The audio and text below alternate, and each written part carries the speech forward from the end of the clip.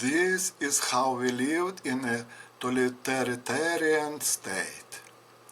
Everyone wants to be happy. Everyone wants to live in their own country, be proud of it, work and live freely, have plenty, be healthy. Everyone is looking for their way to this. We, the first post-war generation, live in a Soviet land. Communist dreams of a just and happy life had already found practical embodiment in gigantic industrial and agricultural enterprises, a large army, but which were not effective. Something was always broken, something was lost, and were fixed with the help of a labor enthusiasm, which was not appreciated by a decent reward. True information was filtered by the ideological organs of the party with the help of hard bodies, the media, and law enforcement agencies. It was distorted and presented to us in a certain template by political information and by depicting the Soviet way of life. I thought it was true and that it would lead to good.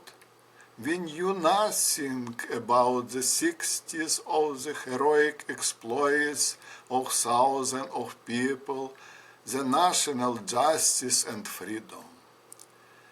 And our parents, even if they knew something from their own experience and other sources, but were intimidated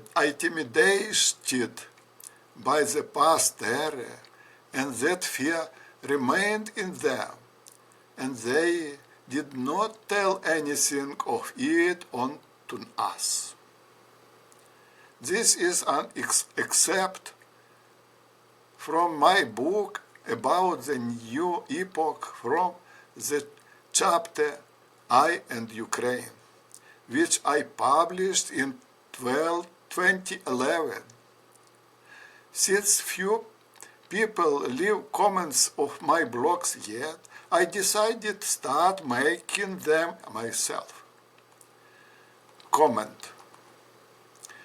You can only be proud of a free country.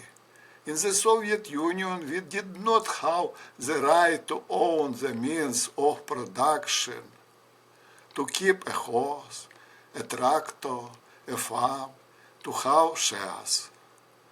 We could only be employed in state enterprises. There we allowed to work for a salary, the amount of which was regulated by state decisions.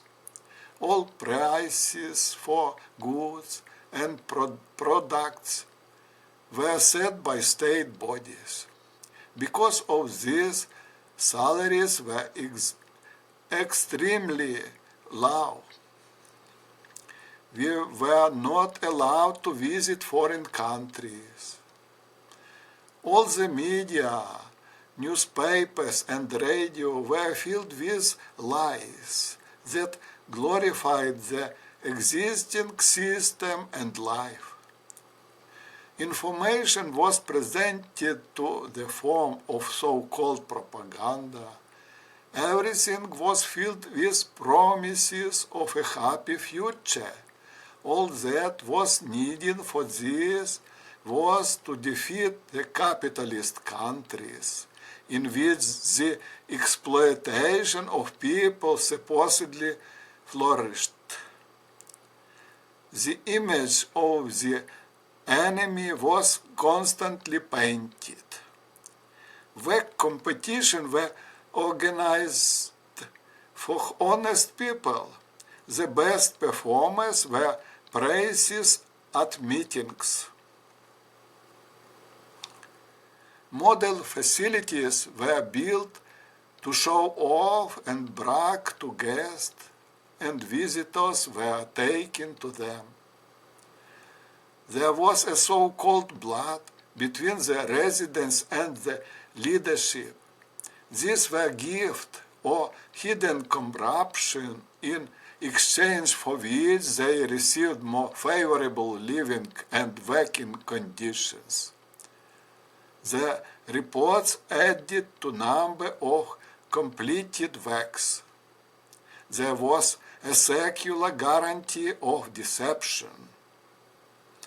Many people were forced to carry products and various things home from work. As a result, they lived a little better.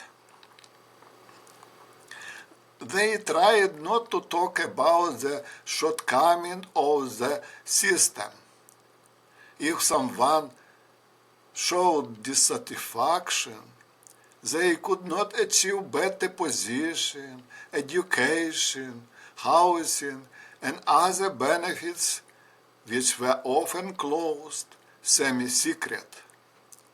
It got to point that law enforcement agencies, the police, and the security service were beginning to deal with such people. There were far-fetched articles of the penal laws. As a result of all this, the public economy was inefficient, and people were often in a state of ostentatious euphoria. And then there was a breakthrough in the information blockade. Radio receivers appeared. Democratic countries created radio stations and immigration collective in them. The truth began to break through to the population. It was this information and propaganda that began to destroy the ideological foundations of totalitarian states and the Soviet Union.